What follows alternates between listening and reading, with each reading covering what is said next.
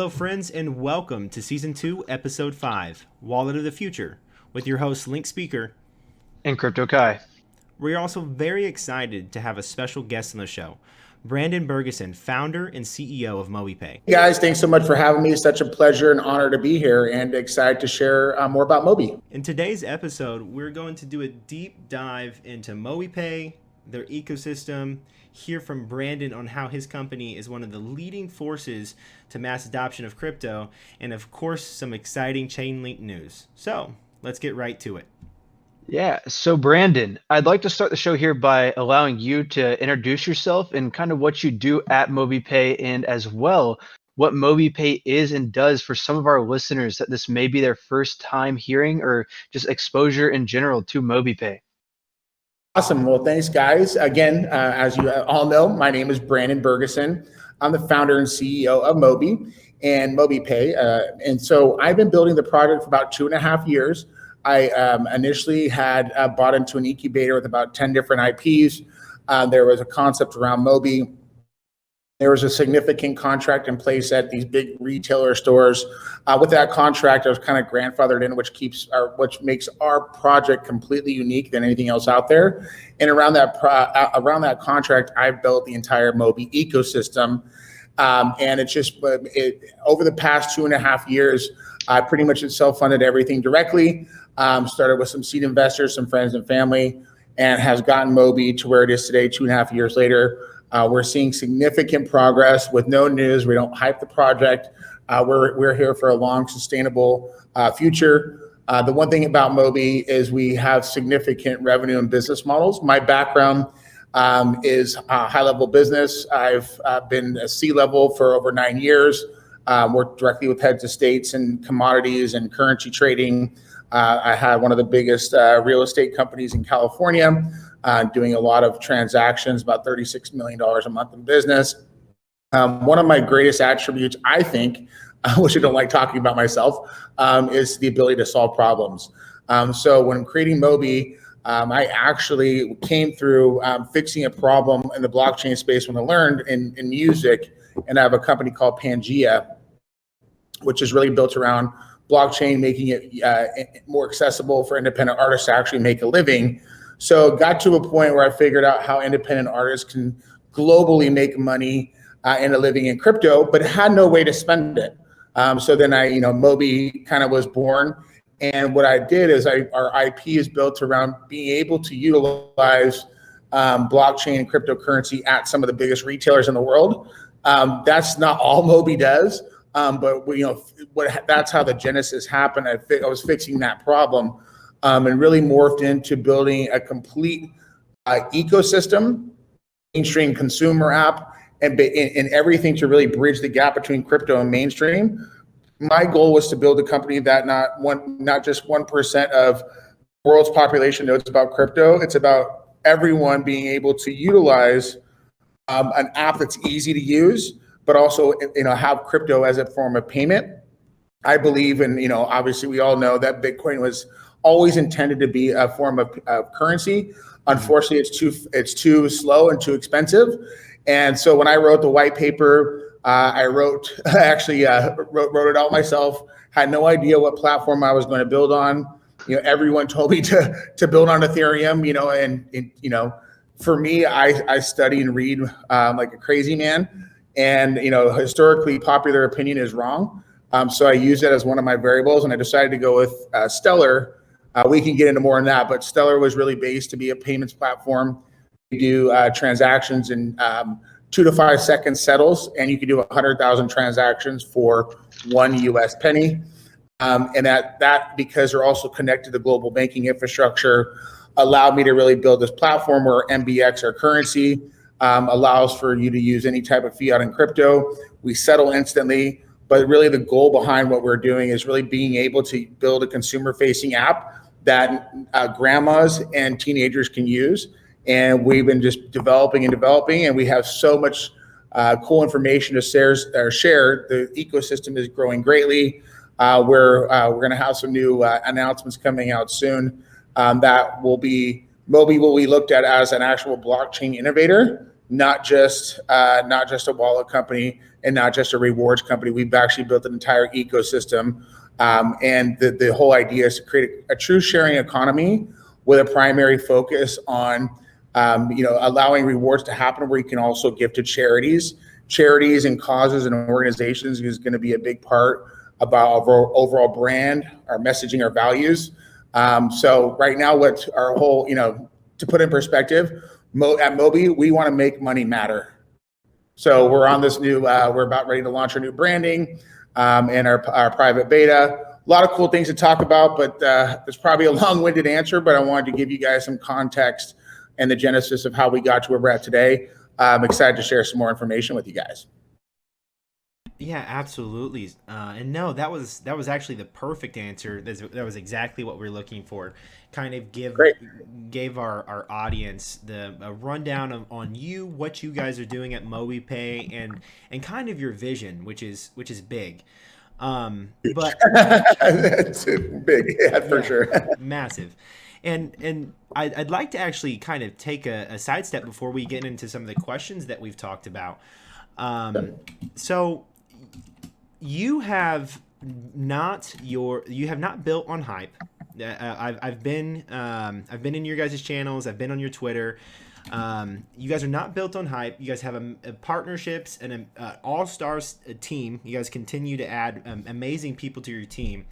You're thinking ahead into the future on amazing things like allowing Moby Pay to be used for payroll services. Like, where does this end for you guys? I mean, are you guys truly trying to build the one-all be all app for anything and everything cryptocurrency conversion? Is that what you guys are trying to do? Yeah, that, and not just cryptocurrency, I think is limiting to it, as we're trying to be the one-all app for everything banking, money management, spending, saving, and giving. That's our new kind of focus and messaging is spend, earn, give. You can do all of that from one centralized application. You can do that for your business, for multiple businesses. You can do it for personal. You can even do it for your kids. We have so many cool things coming out, but we want Moby to be the one platform, and we're really building it around, hey, what's benefit, what's the primary benefit of Moby? We can offer, all these other competition out there, which they only have a couple ways to make money. They're dependent on their token. But we can give 8% cash back, 10% cash back, 100,000, whatever, 100% cash back. That's not a sustainable model. What we built is, we're building a movement. We're calling it the Moby movement, and we're going to be building a brand. And so when you think about Moby, it's like, why would you want to use Moby? It's because when I'm using Moby, I'm helping my favorite cause or charity. Then you're going to get updates weekly, monthly of how many people you've helped. If you helped, 10 families have food in Africa, if you had, you help for clean water in the Philippines. These are all things that we're looking to do to attach people emotionally to our product. I have so many things that I've been building in the background that are going to be released, but I am hypersensitive, as you mentioned. I am hypersensitive of not building fluff. I committed to the core executive team members, starting with Brian O'Neill, who was former SEC and chief legal of the New York Stock Exchange. He was number 2 of the company. And I made a promise that I would do things right. Because I brought him on, then other people came on, saw who I was as a person, saw my intent of building the app, which is not to make money, is to be able to make money that make a difference. And that's a very big thing. It's a huge differential. And so slowly but surely, I've been able to create this team that believe in me. And I've been, very fortunate to have the support that we do. But what we've done is we built Moby in a way that we can literally build and do whatever we want in the ecosystem. White label solutions. We have one in the cannabis, potentially called Canapay, because we have some banking approvals from a CEO of a bank that we can do that in the US. So now Moby can be a cannabis payment product. We built our own payment gateway that doesn't use the Visa or MasterCard rails, which allow for instant settlement. We can do credit cards too. We have a partnership that we're announced with one of the biggest global merchant processing side. We can do instant payments, but the cool thing about our gateway is that you can choose to do fiat. We're not trying to recreate. We're not trying to be a crypto gateway, because again, you're losing the total demographic and reach of what your product can be. We're creating a widget where you can check out with cash, you can check out with your card, you can check out with PayPal if you want to, or you can check out with Moby Pay. And then what we've done is, because we have at our retails, these retail partners, we already have predetermined, let's say there's negotiations with them that give us a good revenue model that no one else in the world has.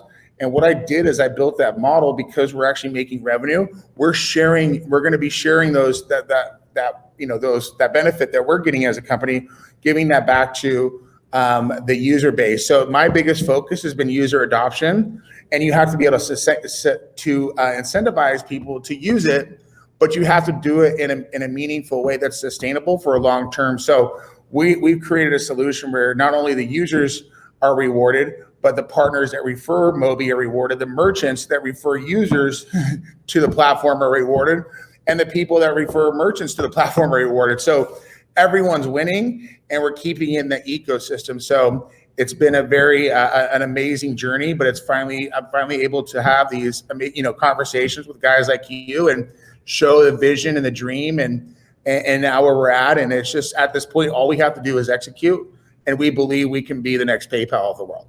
Honestly, that's extremely exciting. And the thing that makes me so excited about Moby Pay in general now is hearing your passion.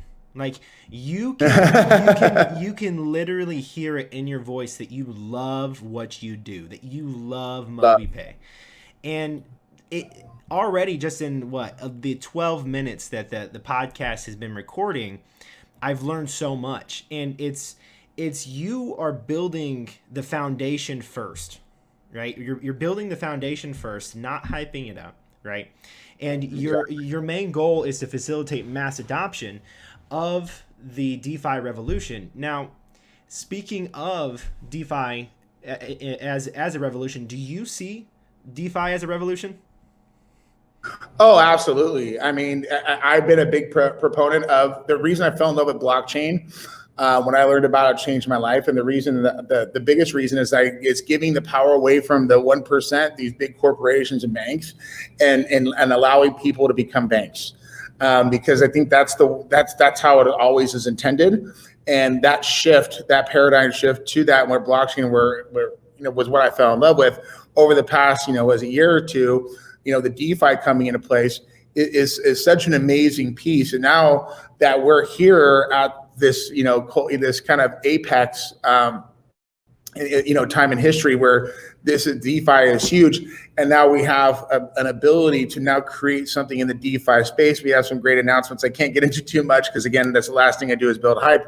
But what we creatively had to figure out, because we're on Stellar, we don't have a lot of the same smart contract capabilities that we can do in Ethereum, but I can tell you with a certainty, Moby is making a savings account that's going to be easy for. My goal in Moby and DeFi is to make it easy for people to utilize DeFi in a very easy user experience. And this is not just individuals. I mean, this is grandmas, kids, and even merchants. We're working with some of the top 3 DeFi companies out there. I can't disclose names yet, but to be able to have, if you want to pay with Moby, or you want to help, instead of us converting, because what we did is we built an in-app exchange where you can pay anything on the front end. So the user can pay, from Bitcoin to cash, whatever it is, but we convert it into US dollars and deposit it. So that's why merchants love us. That's why we're able to do these things with these big retailers, because we're not settling it in cryptocurrency. One of the biggest problems with merchants accepting crypto is the volatility. So now we're trying to go a step farther, and we're saying, look, now, by the way, we can convert it into a stable coin, and now you can yield that as a business, right? It's a great narrative. And so we're working on so many cool things, and I'm literally building different teams because there's so much going on, and I'm building an ecosystem where it's plug and play. So we're actually building I have 3 different development teams. One of them is an innovation team, and we're growing those into different pods. So these different pods consist of a project manager, either 2 back end or 2 front end, and 1 front end. So just depending on what it is, to help to initiate. There's so many different initiatives we want to do. I've had to literally figure out a way to model to create these things because there's so many good things, and it makes it super easy to plug in the ecosystem. The biggest thing where people says, what makes Moby different? It's not just that we can pay with crypto at the biggest retailers. It's not that we can do instant payroll to 1 million people at one time in any currency. It's the fact that we're doing all into one ecosystem where we're not dependent on, we're not a one-trick pony. And if I could tell you how many times that this vision, I was trying to explain it to people and investors, and they said, you need to focus on one thing, Brandon. I'm like, but that's not my vision. And now, it's crazy when you think outside the box like I did, and the team has helped me get here to do. All these things come so much easier because you already have the infrastructure in place to support it, which is awesome. So I can't wait for the world to see it in the next 3 to 4 months. It's all going to be showing in public, and I think that the way we're doing it and why and the purpose around me, and I'm going to be becoming a thought leader. I'm starting my own podcast. And people will see who I am. Really, like you said, you can hear my energy, which I love and appreciate because it's very true. I'm very passionate to the point where if I'm on video, my face gets red. And it's not because I'm mad. It's just because it's like it's pouring out of me. This is my life. This is what I was made to do. So I'm actually starting a podcast with some of the biggest influencers in the world that I'm a part of with the network here in a mastermind group. And it's called the Futurist Founder Podcast. And basically, I want to help future founders and future people become the best version of themselves, both personally and in business. And I hope to be a good role model for those people moving forward. Wow, that last section. Do you mind if we bounce off of that for a second? Sure, absolutely. So I am actually an entrepreneur myself. Crypto Kai and I here are several people that we have gotten into crypto and have been in crypto now for years. We're actually launching our own firm this month, actually. So it's a extremely exciting, scary, massive roller coaster process that is being an entrepreneur, right? Yep. What's kind of your goal there for that Founders Podcast? Are you guys focusing on cryptocurrency? Are you guys focusing on one industry? Are you focusing on anything, or is it just to facilitate having founders come on and teach them and mentor? Well, I mean, so it's basically the Futurist Founder Podcast is really kind of a combination of both personal and business. It does focus on entrepreneurship because I believe they're all entrepreneurs, and I'm such a believer in being self-employed and not working for other people. And I've been through every possible situation, every single thing that you can possibly imagine, from being married with kids to having that, to figuring the balance of how did I create Moby, and I had to work a full-time job and then work on Moby until 3 a.m. and all those different things that I've done. But really what the Futurist Founder Podcast is more of a personal. I want to influence people in a very positive way. I want to teach them about business, personal. I also want to teach them my life hacks, the things I've done in my life that, little tips and tricks that help me get to where I'm at today.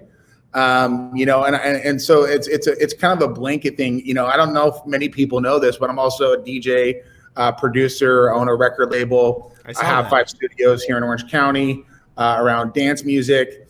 That's my passion. That's how I came up with Moby, because I wanted to change the music business, because I'm tired of, all these people making money on artists. And, 85% of the world are independent musicians. And, they can't make enough to even support a real living. And it's because the 1% of these people, like artist managers and record labels, they take the lion's share. The scary statistic is that as an artist, you only keep 12% of what you earn. You know what I mean? Which is horrible. So that's terrible. And so it's terrible. So I went to go fix that problem, but then came up with Moby. But my whole thing is, I have a lot of different ministries. I'm doing this. I'm into music. And I think that just showing people who I am and being a thought leader, getting onto Clubhouse invites, talking about cryptocurrency, talking about business, and I think that my brain is why it's called the Futurist Founder. I'm a big fan of alliterations and how those work. I belong to a big network. I'm one of the 100 people that were chosen of a group called the 100 Million Mastermind. There's 100 members, and there's 25 coaches, all meet of over $100 million or more. We're talking about Jordan Belfort, the Wolf of Wall Street, Walter O'Brien, who the show Scorpion was built after. He hacked NASA when he was 13. Probably the smartest guy in the world. I have all these guys that literally have to answer the phone call if I call. So I've been building this like 100-course dinner for the past 8.5 years of my life to get to a point where I'm at now, that now I can utilize my network, my thought process, what I've been doing, and a team to really execute greatly. So that's where the podcast, we're going to talk about personal stuff, business. And the last thing I'll say about that, premise of the podcast is this: everything that I do in my life, whether it be personal or business, 1 + 1 has to equal 3. And people are mean, what does that mean? I don't understand. Well, because if 1 + 1 equals only 2 in a relationship of any kind, it's not sustainable. If 1 + 1 equals less than 2, run for the hills.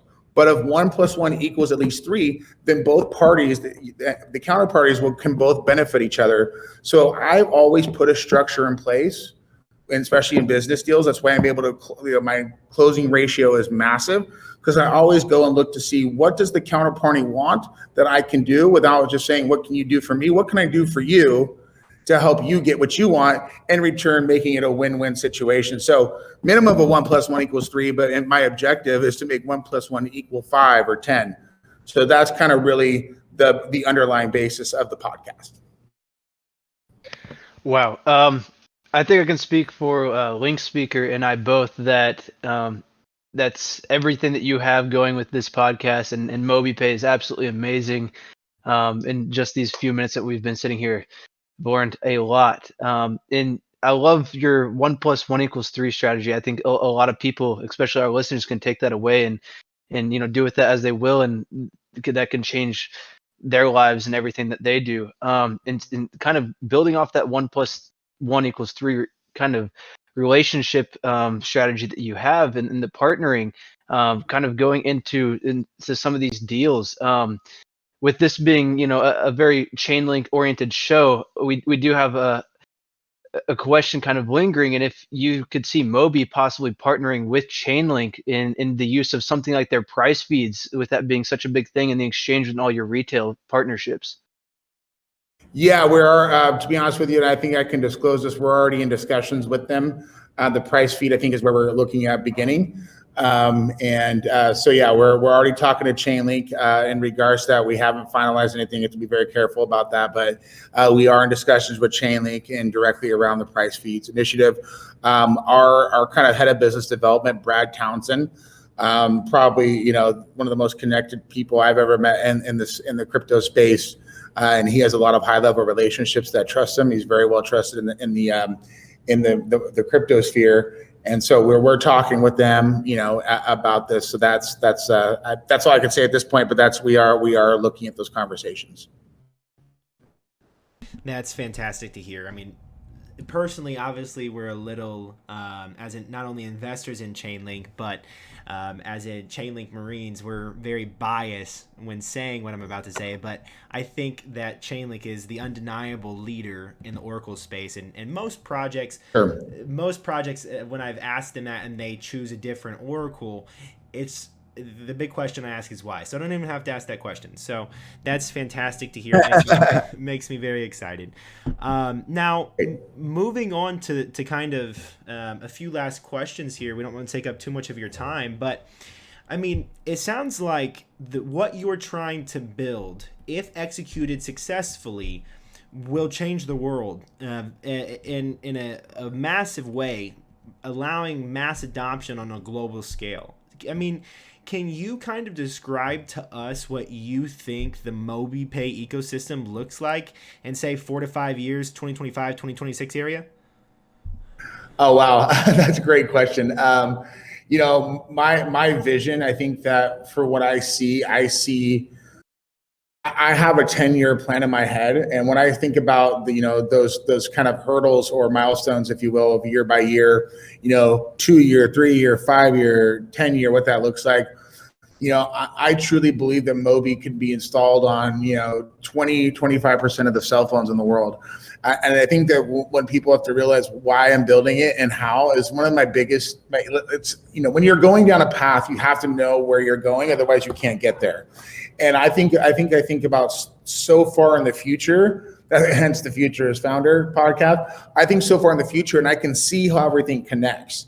The biggest things that I see, because my heart's for charity, my heart's for people. Like, I created this way in order to really, like, hey, I make it easy to give. I'm giving you rewards that you can give to other people and to help others. Like, if you know what I mean? So I'm trying to promote that goodness. But the biggest thing is the underbanked.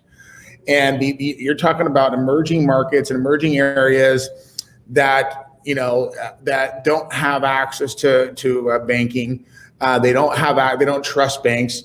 For instance, one of the places that we're going to be looking at in the future, as we roll out, we're going to be rolling out in the United States because, as a company and being where we're at and doing it what we did in the U.S. when no one else wanted to, because we have the right counsels first and foremost. Plus, it's the biggest market in the world when it comes to all things money. But we're talking about things like in Mexico. So, for instance, here's a crazy metric when you think about user adoption.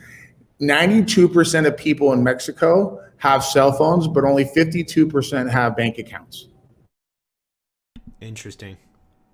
So you're talking about 40% of the entire Mexican population, just in Mexico alone, not talking about any other Latin American countries, that could be a Moby user, right? So we're working on some partnerships at some of the biggest kind of stores in Mexico to be able to facilitate this. And, and our goal is to go after these companies that just really kind of rob from the poor, like the Western Unions of the world, who charge up to 20% or $20 to send a $100 transaction. That's a joke. And so these are the things I want to change. But you're talking about some partnerships that we're going to be announcing too. This partnership alone has the ability to send money over cell phone minutes, and they have access, I think, to like 2 or 3 billion mobile devices. So if you figure out, again, all these people have mobile phones and they don't have credit card processing machines and all this gnarly state things. Well, if we figure out a way to create commerce in third world countries or emerging markets, these countries could actually become more like America, more like these other developed countries, because we have now an easy mechanism from a store of value, but also how to trade it for goods and services. So if you can just tap someone's phone to phone or scan a phone, and you can send money easily without having to sign up for a merchant account, without having to stick a credit card in a credit card reader. Everything's done from the phone. So long-winded answer, but I'm telling you this because I can't give you a number. It's too big for me to even think about. But I know, based on what we're doing and the strategy behind it, we're going after long-term the underbanked, which will need an easy solution in how to do this. And we're going to be looking at partnering, with other companies that are local in demographically in those areas, who will help us because they have their boots in the ground of what that culture is looking for. So we'll do a white label. For instance, we already have a massive opportunity in Brazil. So what we would do is we're looking at, again, this isn't done.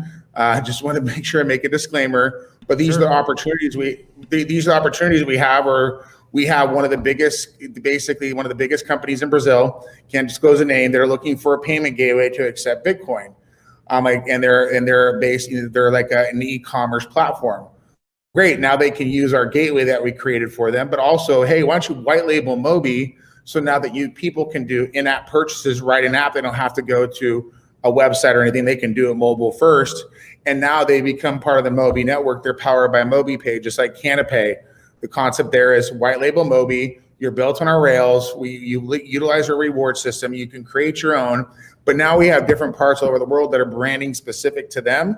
But the cool thing and why we built Moby, and one of the reasons we chose the name, I just did another AMA earlier, is it's short for mobile. And the cool thing is, in Mexico, the slang word for mobile phone is Moby. So it's translated not just in English very well. It's really, branding is a big key. And I think, honestly, that's the big thing that's missing in the crypto space.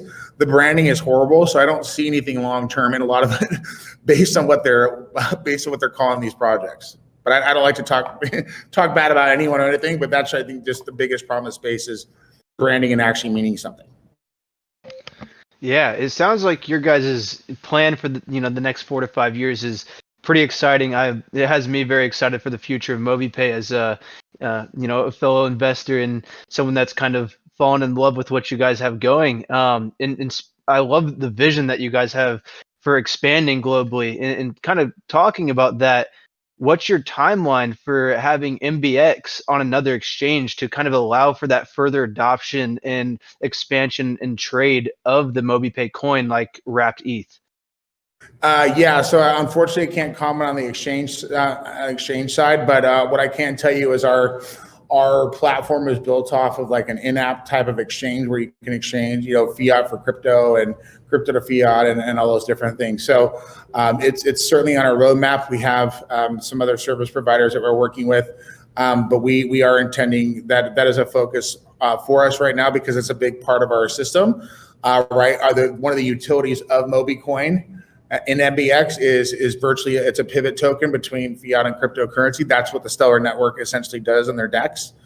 So what we're looking to do is assist in liquidity. Our biggest focus right now is figuring out resources and liquidity to be able to facilitate that and have it more liquid.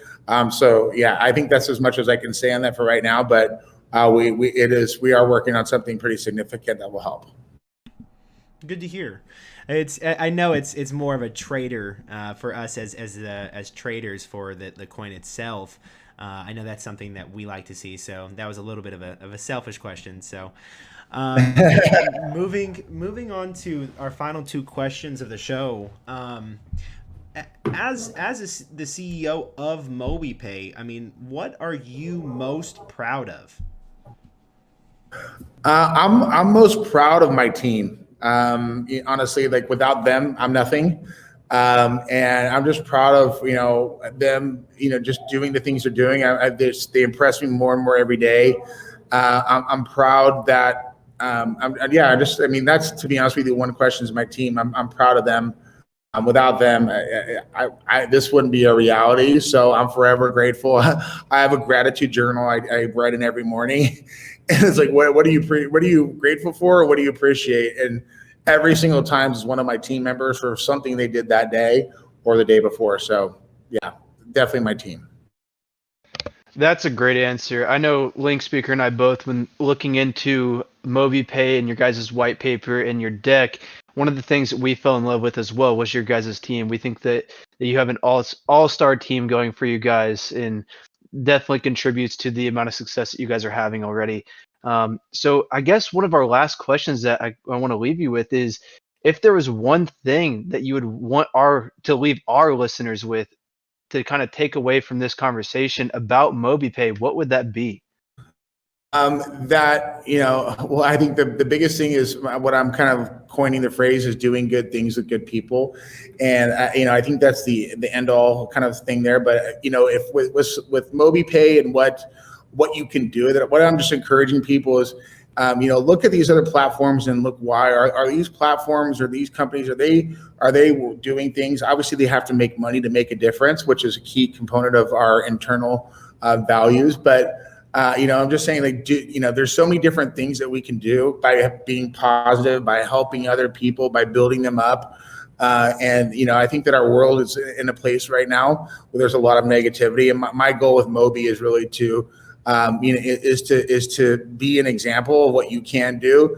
And it's not just with money, it's about with helping someone with, some questions they have. That's why I love these communities and I love our community because, obviously we have some, negative people in there, here, there, but that's okay. Because if we can help build them up and change their perspective or help them or do some sort of gesture of kindness, we can effectively all do that, like rising tide lifts all ships. So I just encourage everyone to, do good things with good people and surround yourself with the people that are going to help you be the best version of yourself. And then, you implement those principles in your life.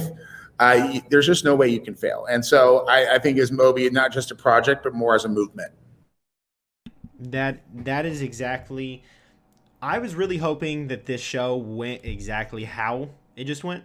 Awesome, man. Thank you. Well, I love it. I can be me and being authentic and actually being real. And if there's a camera in my life that saw everything I did, which I kind of wish there was, because people would the barriers would be broken down anymore. But I really appreciate that comment. And I've been doing so much self-improvement, just making all the adjustments personally to get to this point, and being able to share that with people, that that through my words and the passion, you guys can feel that, and that intrinsic value, as opposed to just fluff and words that are just a canned response.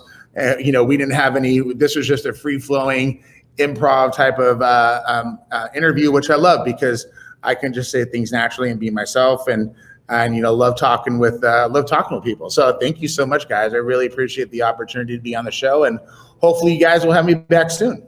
yeah, absolutely. I mean, just hearing not only just your passion, but your plan on execution for Moby, not trying to hype it up at all during this interview, makes me very excited for the future of Moby Pay. So thank you so much for coming on, and we would love to have you again in the future.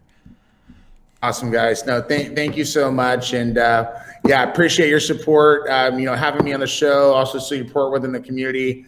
And yeah, we'll be back very soon, and excited to be back when there's more cool things that I can actually talk about. Agreed. Thank you so much, sir. Guys, what an awesome interview with Brandon. Having him on, learning more about Moby Pay, hearing his passion, just seeing once again another visionary and the way that they see the future. I mean, it just drills it into my head more. I don't know about yours, Crypto Kai, but just drills it into my head about how truly revolutionary this movement is. Yeah, I mean, the whole conversation and his passion was really just it. It kind of just projected a lot, and you could feel that it made you. I don't know about you, but for me personally, he was just him just speaking about his love and his plans for this project and all the things that he's done and is doing is just inspiring, and it gives me a lot of hope for Moby as a project, and kind of like help me as a person just uh, get that inspiration and that drive for all the things that I have going. So it Brandon seems like an amazing guy. Their team seems like it's full of amazing people. I think that there's no reason to believe that Moby isn't one of the best projects out there for that sole purpose alone of the people on this team.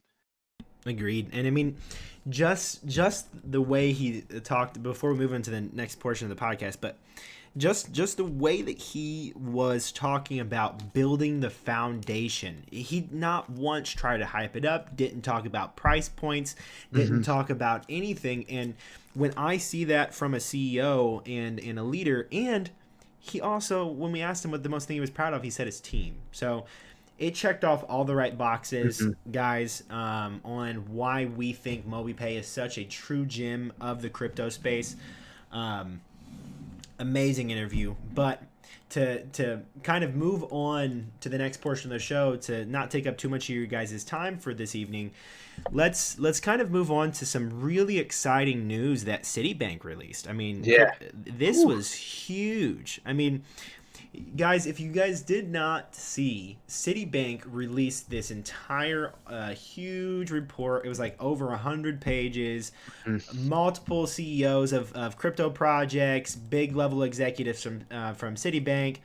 I mean, just a well-written, amazing document. You guys should definitely go check it out. But it kind of went in to start with saying we all know Bitcoin as the well-known cryptocurrency because it's the first, but we also know that there's a ton of altcoins emerging that have the ability and are beginning to outpace Bitcoin, right? I mean, just that intro is super bullish, right? Who could they be talking about, right? Crypto Kai, do you want to kind of take us on to that next point there? Yeah. So something that you and I talk about a lot is the fact that Bitcoin's not going to be number one forever, and we've already kind of seen this but a lot of us may have overlooked it. And it can be seen within this market capitalization of Bitcoin, especially in the past year in 2020, with Bitcoin increasing by a 2.7x. But on the other hand, all these other altcoins had increased by 3.75. So when you look at that, it's showing that that market dominance that Bitcoin has is starting at a decline. And then, as well as that, the market share of Bitcoin fell by 7% from 69% to 20 or 62%, my bad, 62% from 2019 to 2020. So it's slowly slipping out of Bitcoin's reach with that market dominance in that number one spot. And, you know, in that article, it kind of has you wondering, like, what altcoin could they be talking about? And it actually, believe it or not, is Chainlink. And I don't know. You want to kind of touch on what they exactly said and why, like, why Chainlink out of all of these altcoins, why Chainlink? Yeah, I mean, like, to even stop right there, full stop, right? You have one of one of the largest banking institutions in the world, right? Talking about how Chainlink could surpass Bitcoin, right? And I've talked to people in real life about this. I've talked to friends about this. There's even someone at our gym that does not believe ever Chainlink could pass Bitcoin. And the big thing that they are forgetting is Bitcoin is a store of value. That's all it does. It is meant to be used as a store of value, a hedge against inflation, right? And that's kind of one of their points here. The point that they talk about is that coins that offer programmable smart contracts and open protocols that make it easier for innovative developers to experiment and create new offerings to attract users, those are going to be the ones that start to come in market dominance, starting to take away a percentage of that market dominance that Bitcoin has. Mm-hmm. And I mean, when you look at Chainlink, from their OCR launching to the way that their Oracle system is distributed to even the gaming needs, you start to see how this ecosystem that is being built could surpass Bitcoin long term, and they literally go to directly name drop Chainlink as one of the coins to do that. And I mean, this could be one of the bigger news pieces of this quarter, is the fact that this massive institution is so bullish on Chainlink. I'm so curious to see what sort of position Citibank has taken into Chainlink. What do you think? Yeah, it's very interesting. Coming from such a big like financial institution like Citibank, um, I think it makes a lot of people that are already in the crypto space, kind of like your friend at the gym that didn't believe Chainlink could get to something like that. I think it kind of flips that ideology that they have in the back of their mind, and it makes a lot of normal investors that are already in the space more bullish. And that goes into, you know, what that can do for Chainlink and et cetera, et cetera. But as well, with Citibank making a claim like this, being such a well-known company and just putting this out there, it really drives it further into the average consumer and makes people wonder, what is Chainlink? Why would Citibank? Why would my banking company, my credit, my credit card company be talking about something like this? It it's really interesting. I think that this could be the start of this mass push for what Link is going to turn into, that we talk about again and again on the show. Agreed. And the last portion that I think that we should touch on, Kai, is just the last little snippet is this piece in the article where they talk about the Link token and how the token helps to facilitate the growth of the on-chain ecosystem, and may also gain prominence over Bitcoin in time as it becomes increasingly critical to the operation of the blockchain infrastructure. they're saying this is going to be crucial to DeFi in the future, guys, and it's something that we've all talked about. But once again, as Kai and I have talked about here, just hearing such a major institution come out and publicly state that is huge. So we are very excited about that piece of news, guys. It's honestly one of the most, like I said, one of the most exciting things of this quarter. But to kind of move on to the last portion of the show, Crypto Kai, do you want to kind of give them our listeners the market update? Yeah, so as many of you know, we just kind of are getting out of this major correction, or what seems like, and we've seen a lot, especially paying close attention to Bitcoin in a kind of funny manner, since we were just talking about how it's going to be surpassed. It still drives the market in where we are now, and Bitcoin has seen multiple attempts before the recording of this episode, at least, trying to break out of that $50,000 mark, and it keeps getting rejected. As of today, we finally passed through, and we're seeing a lot of good stuff in the market, a lot of good pumps, but it got rejected 3 times off that $50,000 line, if I do remember correctly. It got rejected, but now, 3 times the other day, and then one final push yesterday. Today, we went up to 52,647, going straight through that, but a pretty strong correction back off of that 52.5 mark. Yeah.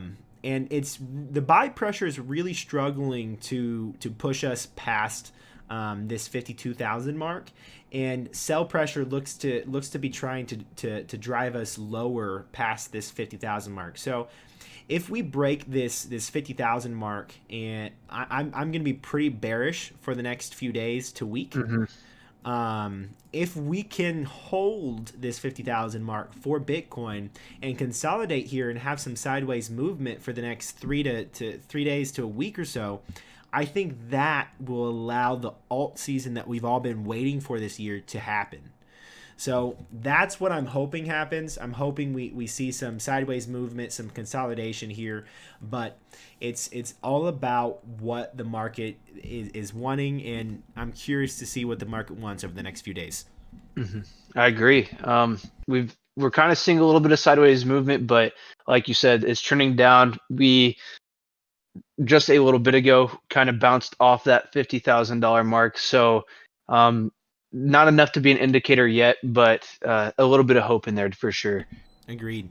And speaking of cryptocurrencies, let's move off of Bitcoin and talk about Chainlink here for a second to end off the show.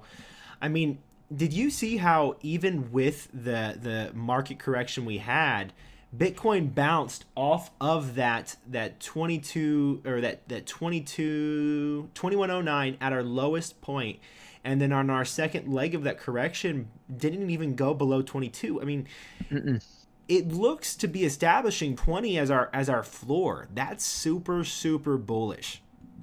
Yeah, very. I weeks ago, back in early or mid to late January, when we saw that correction and we saw it sitting at the low $20 range, we had that consolidation. I think I'm very grateful for that now, because that seemed to have built a heavy support line there. And that being our floor is an amazing spot to be for when this alt season does kick off. Agreed. And speaking of alt season, and as a disclaimer, of course, as we normally do when we talk about price, guys, we are not financial advisors. Please do your own research on price. But where do we see the price going? I personally think by the end of March, anywhere from $60 to $100 on Chainlink is very realistic. I think that not only are we due for our next leg, but if you start to look at some of the top 10 cryptocurrencies out in the market, I mean, and I don't like trashing projects, I don't like being rude, but Cardano, looking at a market cap of $38.8 billion, and it doesn't even have a live ecosystem yet, as far as a bunch of partnerships, people building on top of them at all. It's basically based on hype. When you look at projects like that in XRP, that are above Chainlink just for us to rightfully get back up into the top 5. We're talking about $60 to $70 Chainlink, and then if we were to surpass Cardano, we're talking close to $100. We have the best use case out of any cryptocurrency in the market, right? So that's kind of where I'm basing my opinion off of, is off that 60 to 100. Where do you think it is realistically going, Crypto Kai? I'm right there with you. I think 60 is a strong spot to be very conservative and confident on. I've seen a lot of people on crypto Twitter drawing their trend lines to be in that area, the $60 range. And then on the high end we get into the hundreds.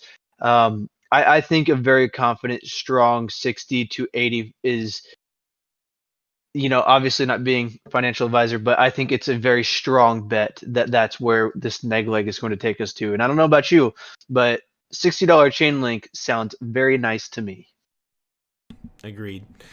Well, Kai, I think that was a fantastic episode. I'm very excited for not only Moby Pay, but for the entire future of the DeFi space. And I think that this is just one more awesome company that is helping this revolution happen. Is there anything that you would love to end the show off on?